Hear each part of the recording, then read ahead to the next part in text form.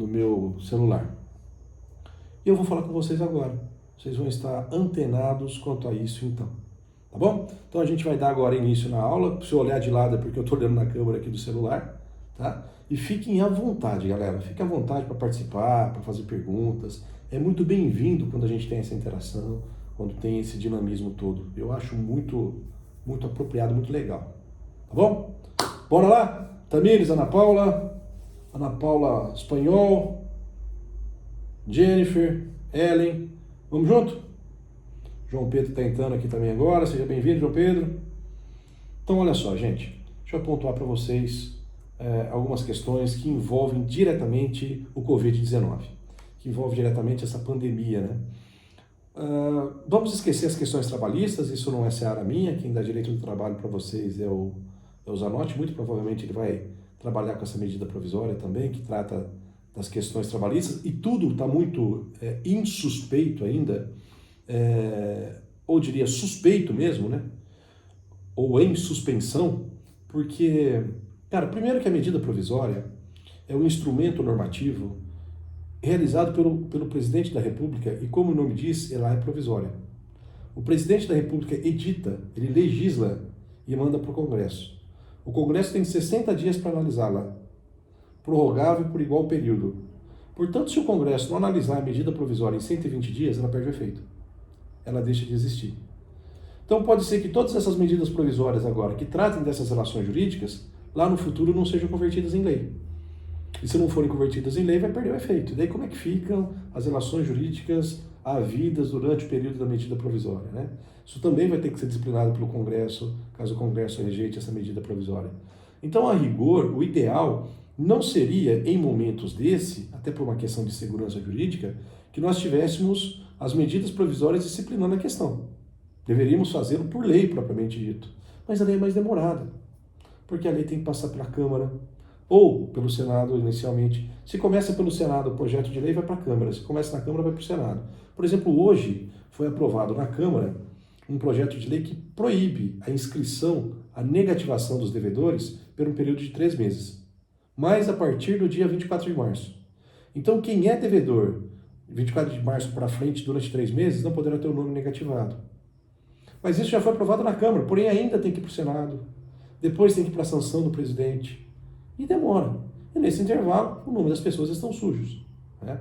De fato, a medida provisória é mais ágil, é mais dinâmica, ela é mais célere, entretanto, ela é mais duvidosa, porque talvez ela traga uma insegurança jurídica no futuro.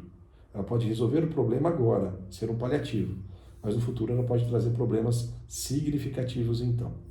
Nessa proposta, né, dentro dessa dimensão, as medidas provisórias trataram de questões trabalhistas e o que gera ainda mais preocupação, a medida provisória das questões trabalhistas foi editada e o Supremo Tribunal Federal a suspendeu, declarando que ela é, e eu concordo com o Lewandowski, acho que de fato essa medida provisória ela tem materialmente questões inconstitucionais, uma vez que a Constituição é muito clara que a redução de salários ou a redução de jornada necessariamente precisa de acordo coletivo. E a medida provisória estabeleceu que era por acordo individual. Então, pelo texto constitucional, eu sinceramente acho que a medida provisória dos trabalhadores é uma medida provisória inconstitucional. Lamento que seja inconstitucional, porque ela vinha em muito bom tom. E hoje foi editada, então, essa medida constitucional, que daqui a pouquinho nós vamos tratar dela também. Bom, olha só. Pelo Código Civil, nós temos 4 princípios contratuais muito importantes. Vou postá-los aqui para vocês.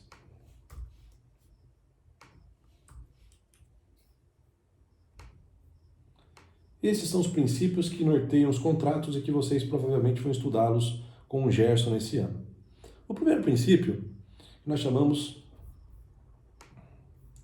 de princípio da conservação dos contratos. Ah, saiu tudo torto aqui, ó. Princípio do Pacta Sunt Servanda é o primeiro princípio.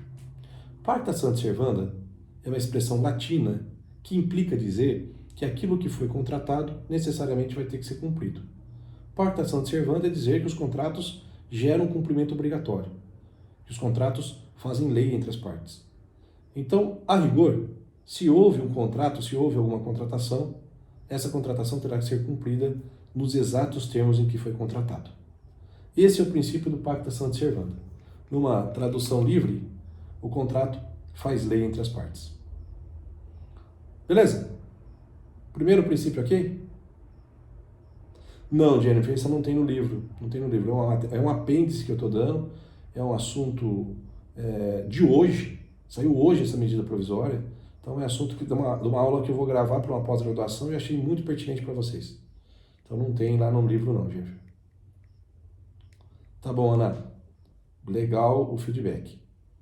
O pacta sunt servanda, você não está no computador, né, Ana? Quem tiver no computador pode fazer o Ctrl+C, Ctrl+V, tá aqui, tá? Aí está. Não dá para fazer o Ctrl+C, Ctrl+V do que eu posto aí? Faz um teste, por favor. Dá? Beleza. Aí fica um pouquinho mais rápido. Então, Ana, o pacta sunt servanda, tá, legal. É fundamentalmente isso. Aquilo que foi contratado tem que ser cumprido. Se houve o contrato faz lei entre as partes. Isso vem de Roma, né, que o contrato faz lei entre as partes. Esse princípio é muito importante. Tá. Legal, Eduardo, obrigado. Esse princípio é muito importante hoje por uma questão contratual. Porque a rigor, os contratos deverão ser cumpridos. É o que se extrai, inclusive, do segundo princípio. O princípio da conservação dos contratos. O princípio da conservação dos contratos. Os contratos têm que ser conservados. Por segurança jurídica, eles têm que ser mantidos.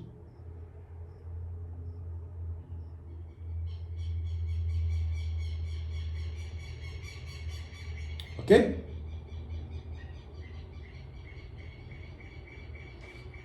Muito bem. E aí, então, vem um terceiro princípio que é moderno. É um princípio do ano passado. É uma reforma no Código Civil advinda no ano passado.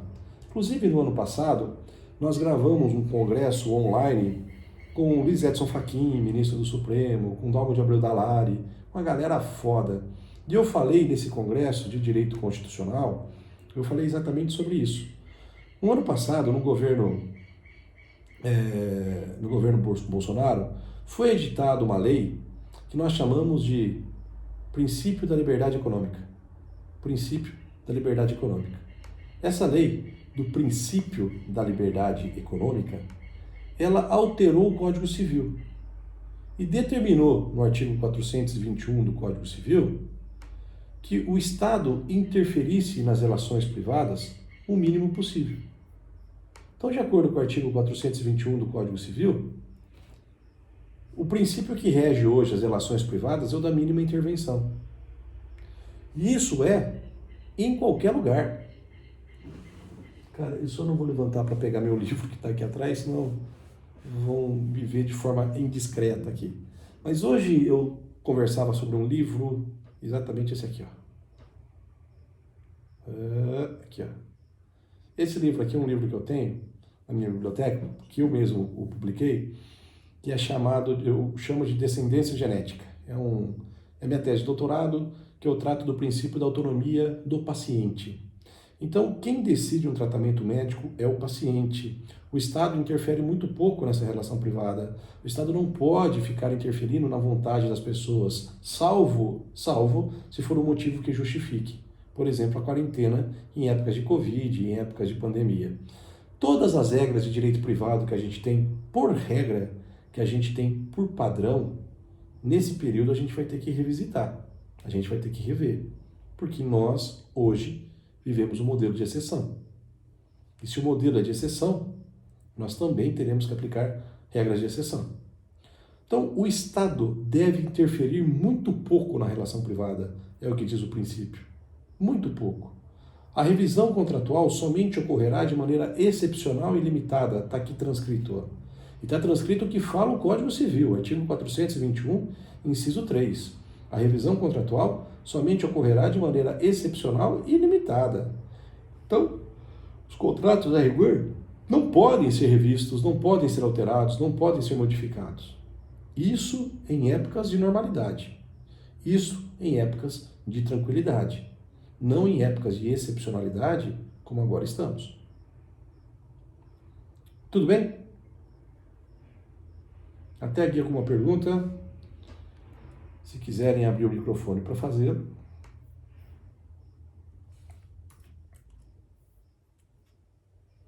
Joiane, obrigado. E um quarto princípio é o princípio que a mora decorre da culpa. A mora decorre da culpa. O que é mora? O que é a mora? A mora é o atraso no pagamento. Mora é o atraso no pagamento. Assim, se você não cumpre, se você não paga o teu boletim na data aprazada, quais são as consequências que você sofre? Não é multa, não é juro, não são juros, não é correção monetária? Tudo aquilo vem de mora, ao nome juros de mora. Juros de mora de 1% ao mês, multa moratória. Não pagou em dia o seu condomínio, multa moratória de 2%. Não pagou em dia o seu aluguel, multa moratória de 10%. Mas essa multa moratória, ou essas verbas moratórias, nos termos do artigo 396 aqui, elas decorrem de culpa do devedor. De culpa do devedor. E aí o teu mercado, aliás, o teu restaurante, o teu hotel, não consegue pagar o boleto porque o Estado mandou que ele fosse fechado. De quem é a culpa? Aí o empreendedor, aquele cara que não conseguiu entregar o seu casamento, a sua festa de casamento, ele não pôde fazê-lo porque o Estado disse que ele não poderia entregá-lo. E aí tem uma cláusula contratual que diz assim: se você não me entregar o meu casamento, eu tenho direito a uma indenização de 300 mil reais. É devida essa indenização? Percebam a redação do artigo 396 do Código Civil. Não havendo fato ou omissão imputável ao devedor, não ocorre esse mora. Então o que eu quero dizer para vocês é que em épocas de pandemia, a dívida é devida. Pelo menos num primeiro momento. O principal é devido. O que não será devido são os juros, são as multas, são todos aqueles valores que a gente tem por consequências da mora ou do inadimplemento. Isso num primeiro momento, porque há ponderações a serem feitas daqui a pouco. Professor, pode mandar aquele texto novamente, por favor? Posso. Vou fazer já isso para vocês. Princípios contratuais, joia, Tamires, obrigado. O Pacta Sunt Servanda é o A, a conservação é o B, e aqui não saíram as letrinhas aqui. Obrigado, Tamires. Show de bola.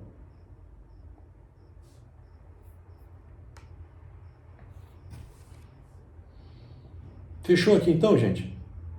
4 princípios. Os contratos têm muito mais princípios. A gente fala do princípio da relatividade dos efeitos, tem tantos outros princípios lá que vocês vão estudar com o Gerson depois. E esses 4 são importantes para aquilo que eu pretendo trazer com vocês, tá? Para aquilo que eu pretendo abordar para vocês. Tudo bem? Muito bom. Então vamos lá. O Código Civil, estamos no Código Civil ainda, ele estabelece uma alternativa contratual. Qual o artigo o senhor deu por último? 396. 396. 396 do Código Civil.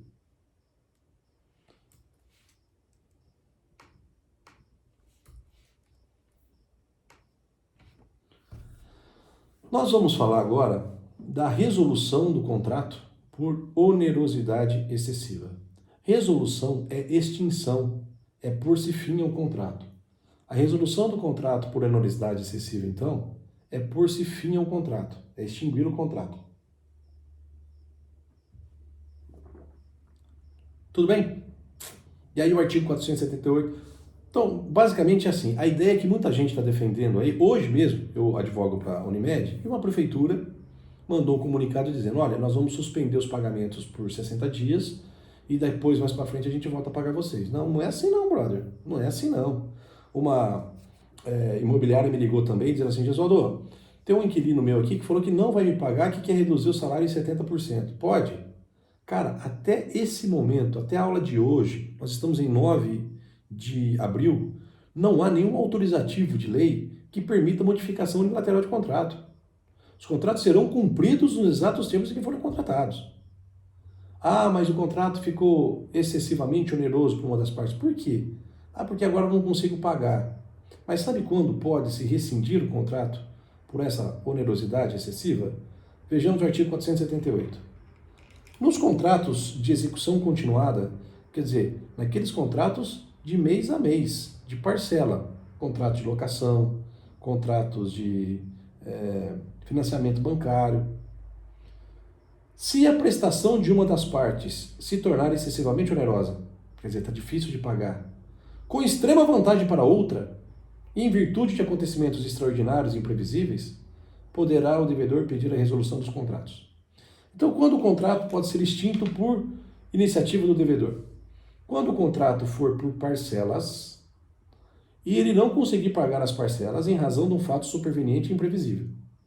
Porém, isso tem que gerar um ganho desproporcional ao credor. E o coronavírus não é isso. Não é isso. Se nós temos um contrato de locação pelo qual nós pagamos R$1.000 de aluguel por mês, se você foi demitido, se você caiu a sua produção, é claro que os R$1.000 ficaram pesados para você, mas não significa que a outra parte teve ganho. Não houve aumento do valor da parcela. A parcela é a mesma, apenas você que não consegue mais pagá-la. Por isso não dá para invocar esse artigo 478, como muita gente tem falado. Porque para que haja a extinção do contrato por onerosidade excessiva, tem de haver todos esses elementos que aqui estão.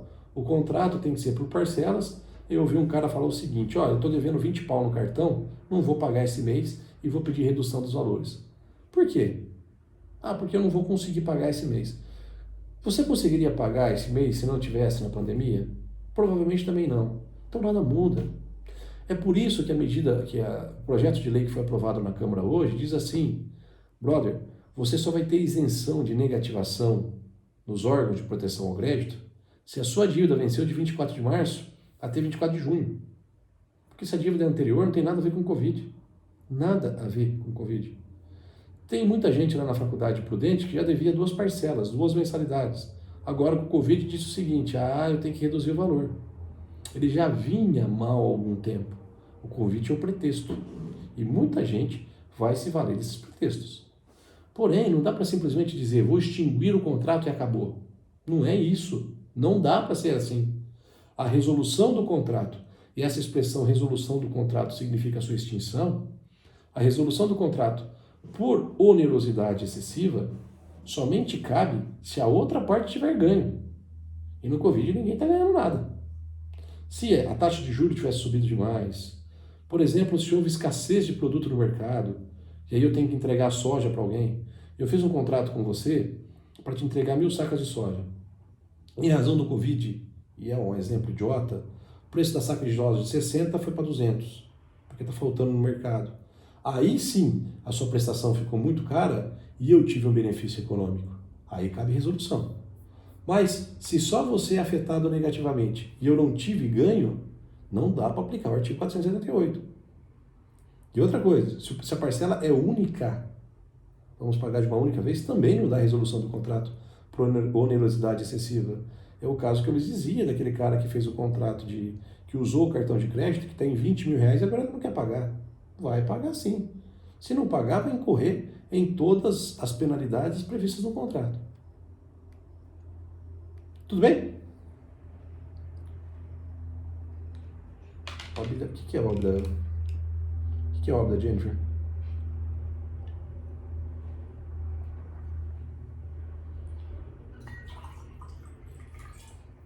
Ah, tá. Legal. Tá bom. Bom, não dá para extinguir o contrato, né? Mas será que eu posso rever valores? É possível rever valores? Olha aqui. O artigo 317 do Código Civil já não fala de resolução, mas de revisão. Revisão é alteração de valores. Não é dizer não vou pagar. Eu quero que sejam alterados os valores. E essa revisão, ela está ligada ao que nós chamamos de teoria da imprevisão. Teoria da imprevisão. Dificilmente ela era aceita no Brasil, porque praticamente tudo que se falava como imprevisão não era imprevisto, mas sim algo previsto. E então o artigo 317 tinha a seguinte redação: quando, por motivos imprevisíveis, Covid, coronavírus, sobrevier desproporção manifesta entre o valor da prestação devida e no momento da sua execução, poderá o juiz corrigi-lo a pedido da parte, para que se assegure, quanto possível, o valor real da prestação.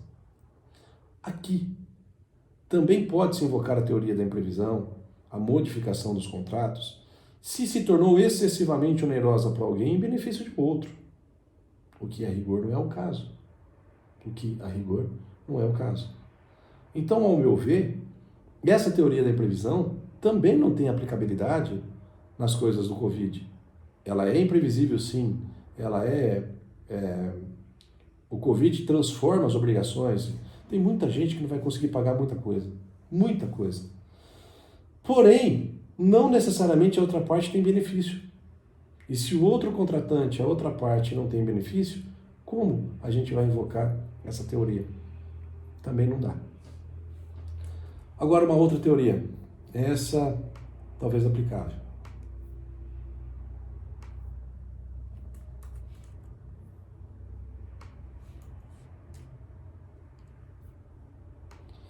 No artigo 393, nós trataremos das isenções de responsabilidade.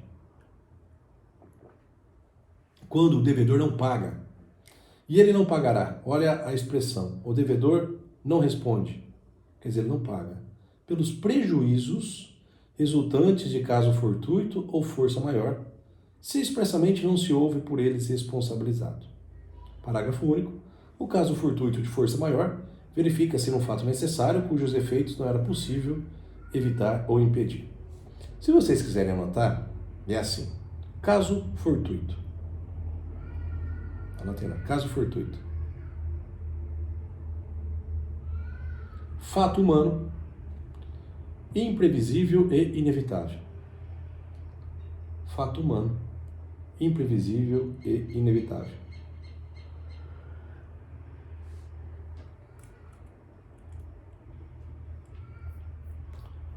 Força maior, 2 pontos. Fato natural, imprevisível e inevitável. Imprevisível e inevitável.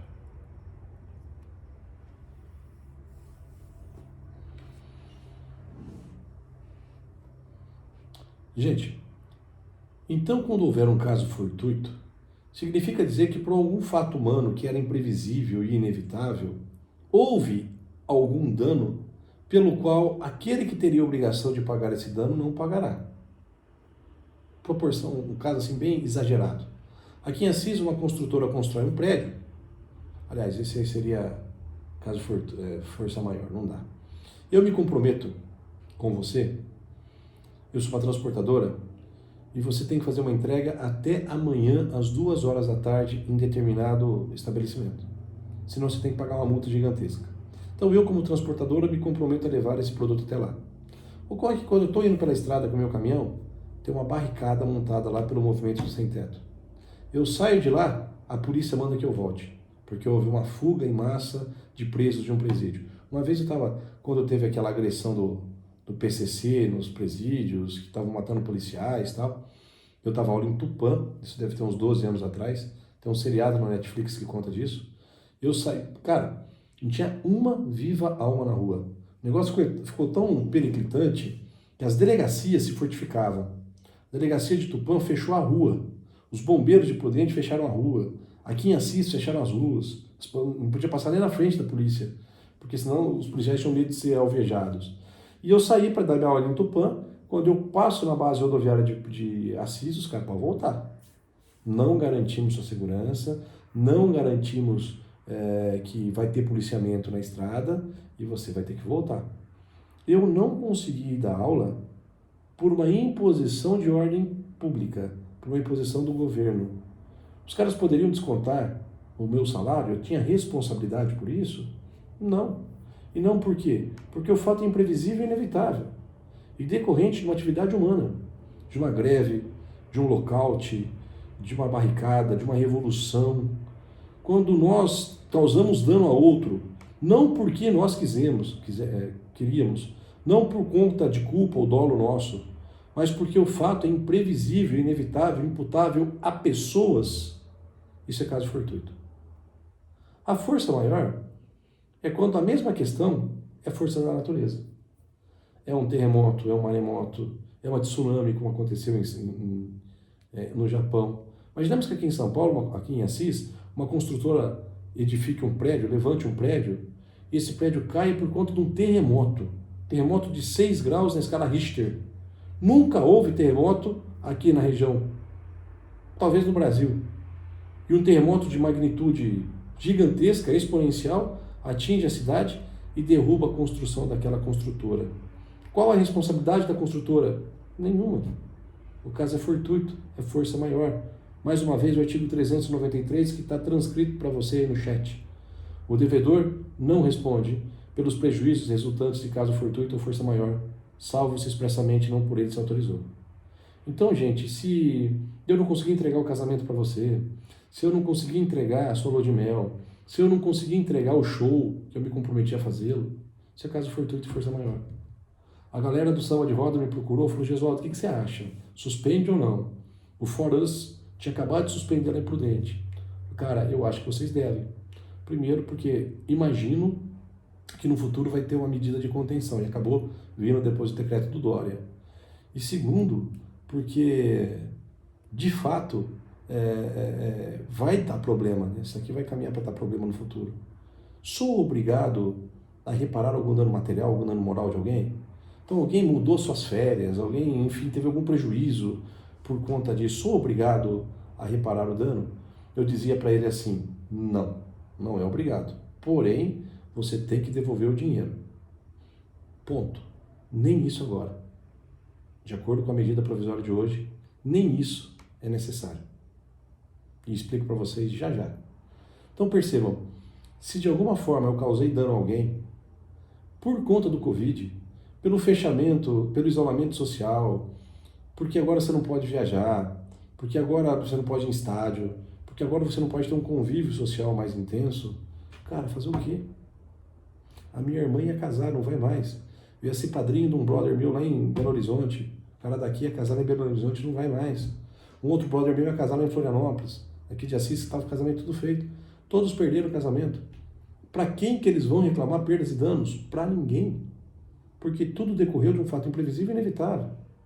Quando a coisa explodiu, quando explodiu esse papo do Covid que mata, primeiro começou na China, a gente achou que fosse ficar circunscrito ali na China, né?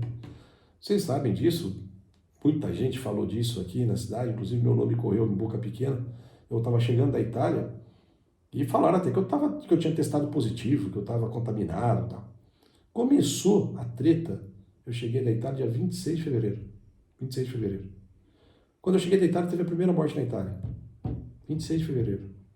Março, abril, em 45 dias depois, é que eu não vou ver ali agora, dados atualizados. Só na Itália morreram 12 mil já. O mundo se aproxima de algo entre 50 e 60 mil mortos, ou 90 mil mortos, uma coisa assim. E o pico ainda não chegou. O pico ainda não chegou. Quem esperaria quem esperaria que em janeiro isso fosse acontecer em abril? Que ia estar tudo fechado, que a economia ia andar para trás. A economia brasileira começava a projetar um crescimento, ia ser um crescimento pífio aí de 1%, 1,5%. Tem projeção pessimista que acha que vai cair até 14% ano que vem. Se a nossa economia vai assim, imagina como está a Venezuela. Hoje eu estava ouvindo o CBN, segundo o Franklin Martins,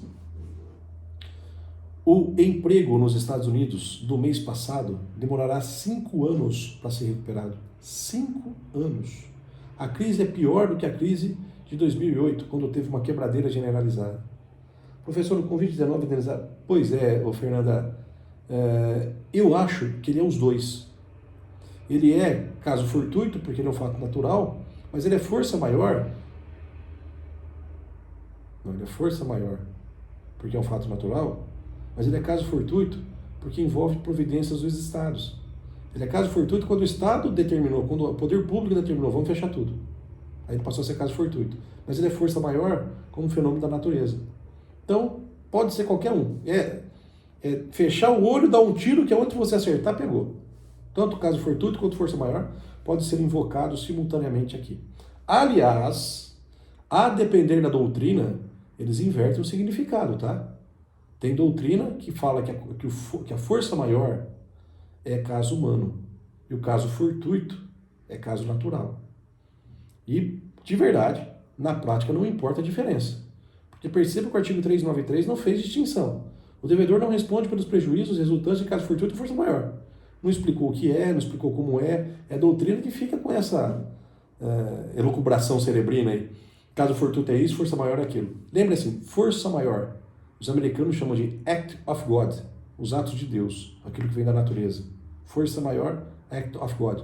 Na Constituição da Argentina, está expresso que ninguém indeniza, não há indenização pelos atos imputáveis a Deus. São os casos de força maior. Então, Fernanda, ao meu sentir, a gente enquadra o Covid nos dois, no caso fortuito e na força maior. Beleza? Pergunta, gente. Dúvida?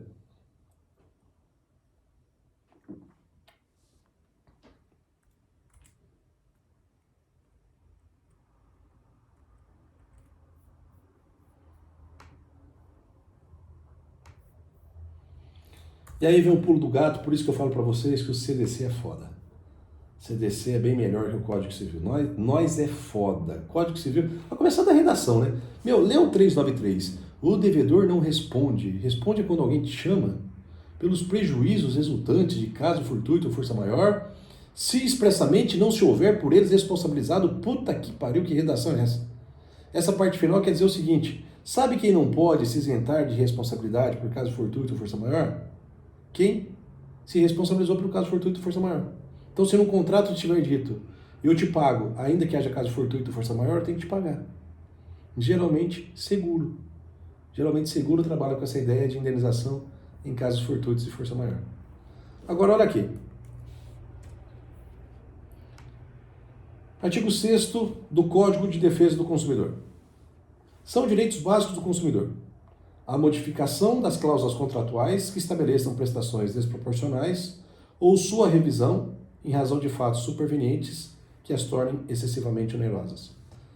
Já te respondo, João. Deixa eu só voltar essa questão aqui. Isso aqui é importante.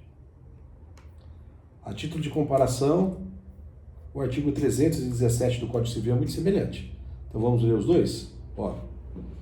Quando, por motivos imprevisíveis, sobrevier desproporção manifesta entre o valor da prestação e o momento de sua execução, poderá o juiz corrigi-la a pedido da parte de modo que assegura quanto possível. Quando, por motivos imprevisíveis, sobrevier desproporção. 3 elementos: motivos imprevisíveis, superveniência de desproporção de valores. Agora, no artigo 6º, inciso 5, como é até mais fácil a leitura. Qual é o direito básico do consumidor? A modificação de cláusulas contratuais que estabeleçam prestações desproporcionais ou sua revisão em razão de fatos supervenientes que as tornem excessivamente onerosas. Qual é a principal diferença das revisões contratuais pelo CDC e pelo Código Civil?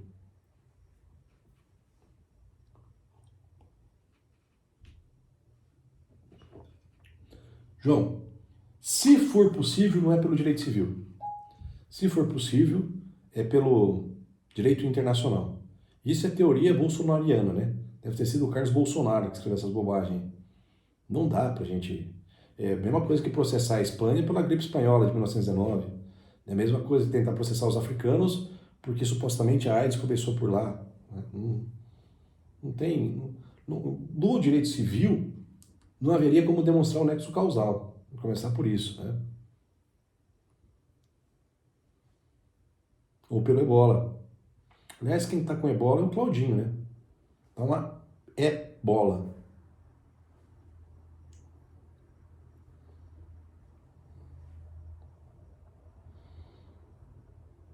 Qual é a diferença entre os dois artigos? Mostra para mim o pulo do gato.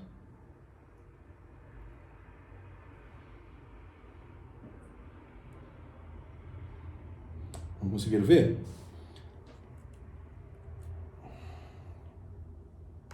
Não sei se vai dar certinho aqui, mas vamos tentar. Vamos tentar ver se eu consigo transcrever isso aqui para vocês. Não deu mesmo. Não deu. Apaga aqui que ficou torto. Gente, ó. Para o artigo 317 do Código Civil, portanto, se o contrato for de direito civil, se for um contrato de arrendamento, um contrato assim, quando sobrevier uma causa imprevisível que torne excessivamente onerosa a obrigação, o juiz pode modificar o contrato. Já no direito do consumidor, é direito do consumidor modificar o contrato quando sobrevier alguma causa que altere o contrato. Para o direito do consumidor, sequer é necessário demonstrar a imprevisibilidade. O que nós chamamos de teoria da imprevisão aplica-se apenas no Código Civil e não no Código de Defesa do Consumidor. Então, para a alteração contratual em época de Covid, se o contrato for de direito do consumidor, bastará que invoquemos, juiz, o contrato ficou desproporcional. E percebam que ficar desproporcional no direito do consumidor não é gerar ganho para outra parte. Basta que o consumidor tenha sido afetado. Lembra que eu disse para vocês que a relação de consumo é muito mais confortável? Está aí a prova, o conforto dessa relação. Entendido? Vale dizer, é muito mais simples fazer a revisão de contrato pelo Código de Defesa do Consumidor. Tem menos requisitos. Chique! Além disso, olha aqui, ó.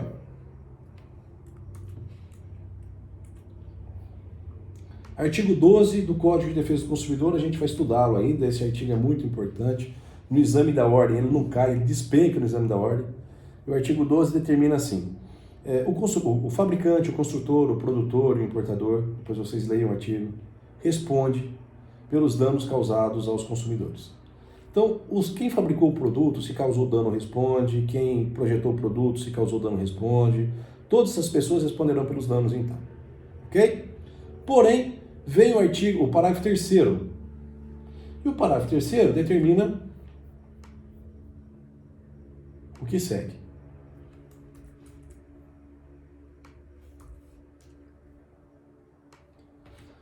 O fabricante, o construtor e o produtor, o importador, não respondem quando, inciso 1, provar que não colocaram o produto no mercado, e inciso 2, que embora haja colocado o produto no mercado, o defeito não existe. O que parece óbvio, né? Lá no direito penal, vocês não estudaram que o réu é absolvido quando inexistir materialidade e autoria?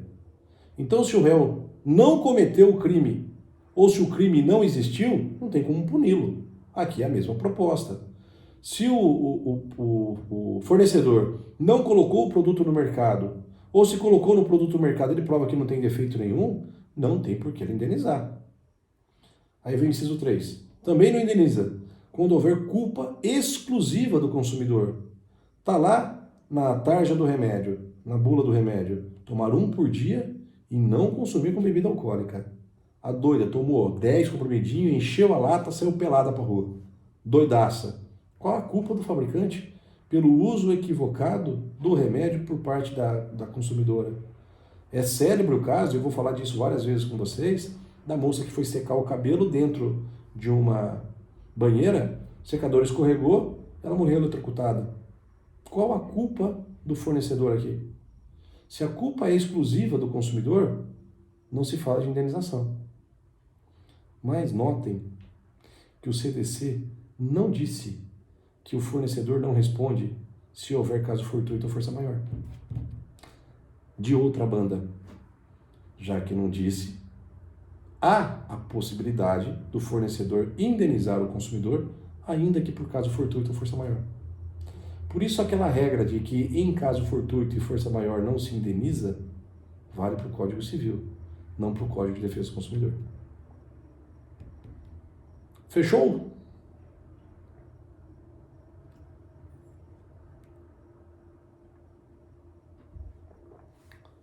Joia? Vamos, gente, dá um feedback para mim.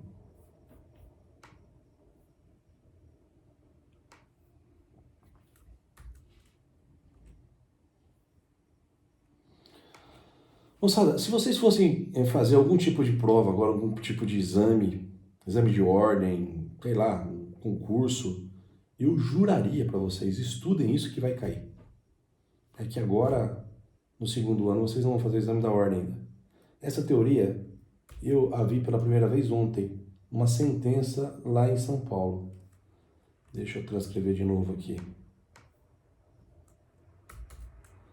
A teoria chama revisão episódica. No caso, foi a revisão episódica dos aluguéis. Nesse processo, se vocês sabem como entrar no site do Tribunal de Justiça, vão acessar tjsp.jus.br, vai ter lá busca de processos, clique em busca de processos. Se vocês colocarem esse número aí, ó, o 1002, nossa, estou ceguinho, caramba, o 102-6645, se vocês colocarem esse número, vai sair a sentença na íntegra, vale a pena lê-la, é muito interessante. Nesse caso aqui, o cara entrou com uma ação de revisão de aluguéis, mas não para baixar o valor do aluguel, para deixar de pagar determinado percentual durante 3 meses, que é o período do Covid. 102.6545, isso aí. 102.6645. É 6545, Fernando?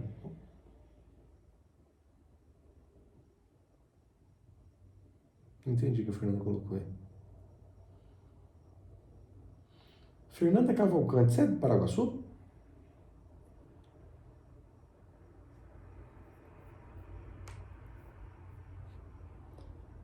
Olha o teor da sentença. Isso que eu estou transcrevendo para vocês estava na sentença, tá? A pandemia do SARS-CoV-2, não sei de onde ele tirou isso, o juiz, fará todos experimentarem prejuízo econômico, principalmente no meio privado.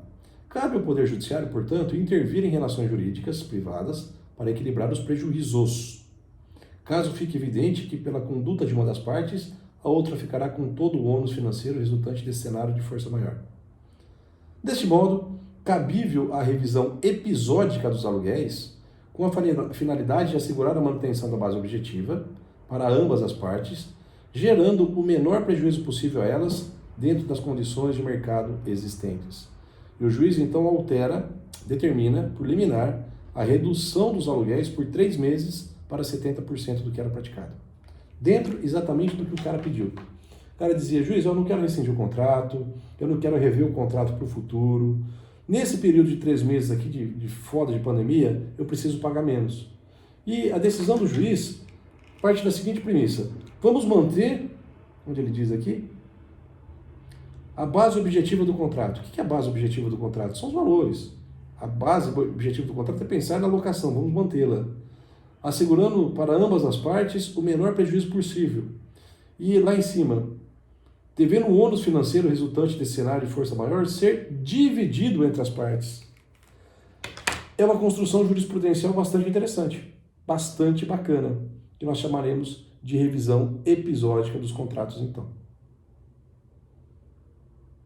O que é revisão episódica? É alterar o contrato por apenas 3 meses, por esse período de pandemia. Depois o contrato volta ao normal.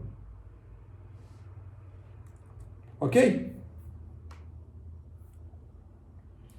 Bom, e agora às 4 horas da tarde, surgiu essa medida provisória aqui. Medida provisória, vale a pena lê-la, tá? Principalmente para quem tem passagens aí, quem tem eventos. Vamos pensar que você contratou... A minha filha, a mais velha, queria que eu levasse ela naquela banda da Billie Eilish, Billie alguma coisa.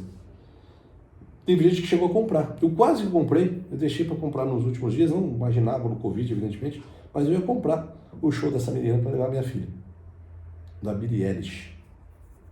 Teve gente que comprou, o show não vai ter. Teve gente que comprou o show do Kiss, não vai rolar.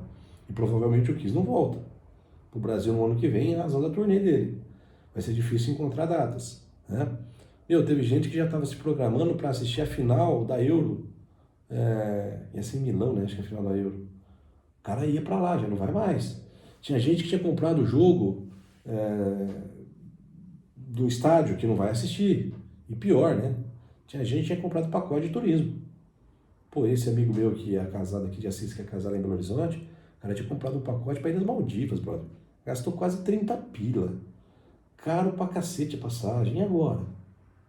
Ele tem dinheiro? Eu comprei o show do Guns. Aqui no Brasil o Guns ia tocar de novo, João? Nem não sabia disso. Aonde? São Paulo?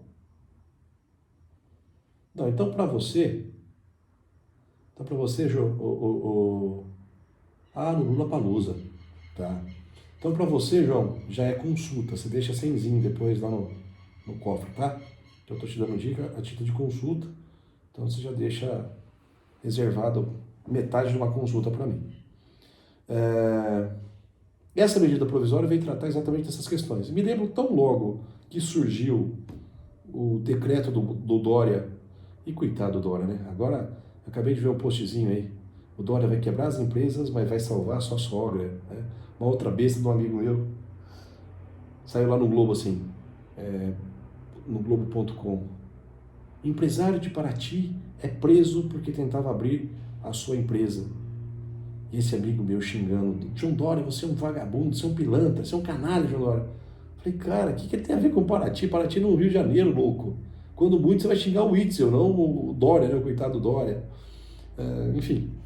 E logo quando surgiu o decreto do Dória, eu fiz um videozinho que diz o seguinte, gente, tem que devolver o dinheiro. Tem que devolver o dinheiro, porque o Código de Defesa do Consumidor não prevê hipótese diferente. Vamos falar do artigo 18 do Código de Defesa do Consumidor. A lei que vigorava naquele momento determinava o seguinte, se não prestou o serviço, ou devolve o dinheiro, ou dá abatimento de preço, ou substitui por um outro de igual qualidade ou quantidade. Mas é o consumidor quem opta o que ele quer. Tá? A medida provisória de hoje vem mais ou menos equacionar danos. Ela desdiz o que a legislação consumerista disse. E ela vem na seguinte ideia, ó, tirar o artigo 2º. Nas hipóteses de cancelamento dos serviços e reservas de eventos, incluindo shows e espetáculos, o prestador de serviço ou sociedade empresária não serão obrigados a reembolsar os valores pagos pelo consumidor, desde que assegurem, inciso 1, a remarcação dos serviços das reservas e dos eventos cancelados. Cara, provavelmente o show do Lula, o show do Guns do Lula não vai rolar de novo. No espaço de um ano não vai acontecer. Não vai acontecer o show do Kiss. Não vai acontecer o show da Billie Eilish. E agora? Então vem inciso 2.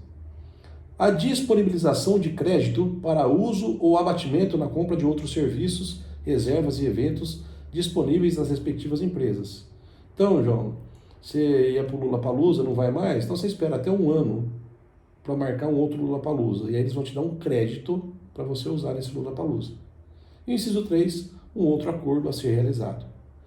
Pois bem, percebam que a ideia é não devolver dinheiro, que não haja devolução do dinheiro. De uma ponta e de outra, deixa eu ver, tá aqui ainda. De uma ponta e de outra.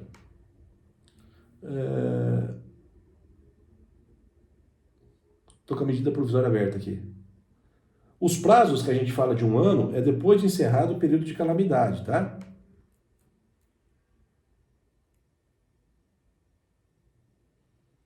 Onde é que tá aqui? Caramba. Ah, isso aqui que é legal. O artigo 4º dessa medida provisória.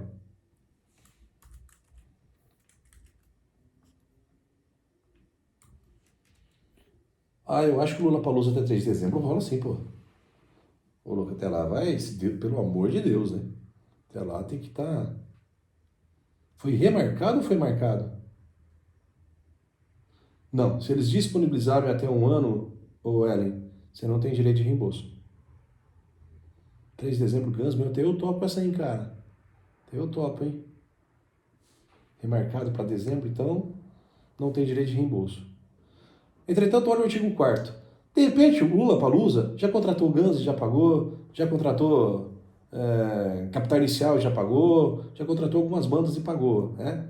Como, por exemplo, a galera lá do For Us, em Prudente, já tinha contratado o DJ, eu acho que era o Vintage, tinha sido contratado já tinham pagado uma grana pro cara. E aí, esse cara tem que devolver a grana? A banda tem que devolver a grana? Olha o artigo 4º. Os artistas já contratados até a data da edição desta medida provisória, que forem incapacitados por cancelamento de eventos, incluindo shows, rodeios, espetáculos musicais e artes cênicas, e os profissionais contratados para a realização desses termos, não terão obrigação de reembolsar imediatamente os valores dos serviços ou cachês, desde que o evento seja remarcado no prazo de 12 meses, contado da data de encerramento do estado da calamidade pública reconhecida por decreto. Então é assim, eles vão remarcar. Se na data da remarcação o artista puder ir, beleza. Se não puder ir, daí ele devolve a grana. Chique. Então, para quem teve... Aliás, o artigo expresso aqui depois também na medida provisória, deixa eu achá-lo. Aqui, ó. O artigo 3º. O artigo 3º diz assim.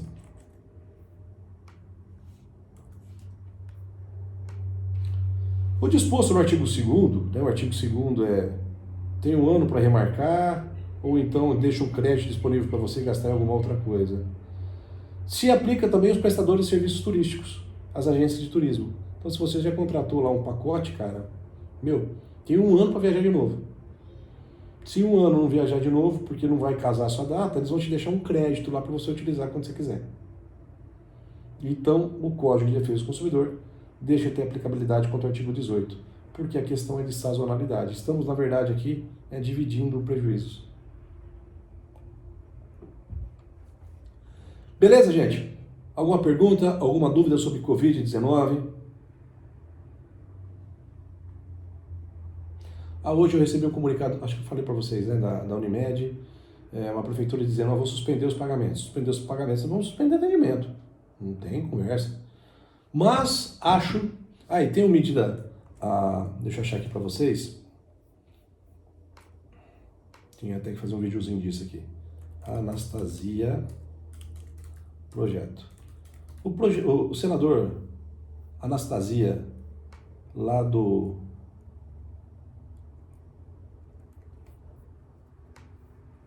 Projeto Lei Anastasia, lá de Minas Gerais, do PSDB de Minas Gerais, ele apresentou um projeto de lei 1179, e esse projeto de lei, tá aqui, trata exatamente dessas questões. Dispõe sobre o regime jurídico emergencial e transitório das relações jurídicas de direito privado no período de pandemia do Covírus. Então é para tratar exatamente das questões privadas aqui. Então, regime jurídico transitório. Então fala assim, prazo de prescrição em decadência, está suspenso.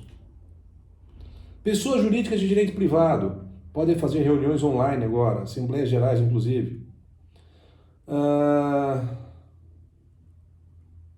As revisões de contratos não têm efeito retroativo. Não se consideram fatos imprevisíveis o aumento da inflação, a variação cambial, a desvalorização ou substituição do padrão monetário. As regras sobre revisão contratual previstas no Código de Defesa do Consumidor não se sujeitam ao disposto nesse artigo. Então deixa mais claro ainda que o tratamento do Código de Defesa do Consumidor, como eu apontava para vocês, é diferente daquilo do Código Civil. Ponto para nós. Fica suspensos os prazos, as locações de imóveis urbanos, não haverá despejo até 31 de dezembro de 2020. Tá bom para você ou não? Não vão ser cumpridos os despejos até 31 de dezembro de 2020. Então, coitado do locador, vai ficar sem receber, não vai poder fazer nada. Contratos agrários de arrendamento também serão revistos. É o projeto de lei 1179 de 2020. Projeto de lei 1179 de 2020. Se quiser dar uma olhada, é do Anastasia o projeto. Está no Congresso, está no Congresso para ser debatido ainda. Não é lei, hein? Não é lei. Pode ser que se torne. Mas e se ele depender do dinheiro da locação? Entre nós, pau na bunda dele. Tá fodido. Se ele vive de aluguel, recebendo dinheiro de aluguel, pau na bunda dele. Beleza, gente? Alguma pergunta? Alguma dúvida? É bem isso mesmo, Ellen. Puta que pariu. Alguém tem que pagar, né? No rabo de alguém tem que explodir isso aí.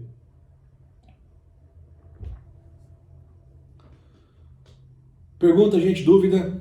Se quiserem fazer pergunta também por áudio, fica à vontade.